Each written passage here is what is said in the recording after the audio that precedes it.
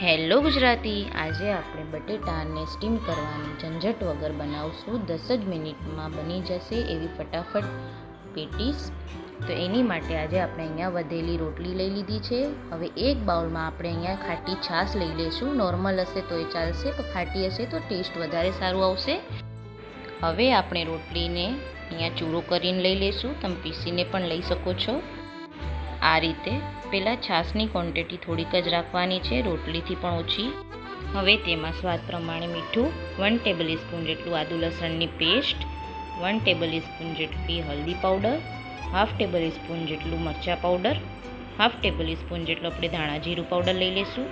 થોડી કસૂરી મેથી ટેસ્ટ માટે, થોડું અજમું અને અહીંયા ફ્રેશ ધાણા થોડાક લઈ લઈશું આપણે. તમે ટેસ્ટ પ્રમાણે અહીંયા વેજીટેબલ પણ લઈ શકો છો. હવે આપણે અહીંયા 1 થી 1.5 ટેબલ સ્પૂન જેટલું કોર્નફ્લોર લઈ લઈશું. તમે અહીંયા સૂજી ચોખાનો લોટ પણ એડ કરી શકો છો. હવે તેને આપણે ડો બનાવી લઈશું. હવે અહીંયા આપણે હાથ ઉપર થોડુંક ઓઇલ લઈને આપણે તેને ટીકી બનાવી લઈશું. આ રીતની બધી ટીકી આપણે આ જ રીતની પ્લેટમાં રેડી કરી લીધી છે.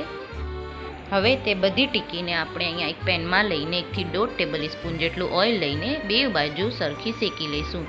આને તમે ડીપ ફ્રાય પણ કરી શકો છો. તો તમે આ રીતથી ઘરે એકવાર જરૂરથી ટ્રાય કરજો. કોઈની ખબર પણ નહીં પડે. વધેલી રોટલીમાંથી ટેસ્ટી અને ક્રિસ્પી ટીકી તૈયાર થશે. તેને તમે ચા વડે, કેચઅપ, ચટણી વડે એન્જોય કરી શકો છો. આ નાસ્તો તમને કેવો લાગ્યો કમેન્ટ કરીને જરૂરથી કહેજો. Thank you, bye bye.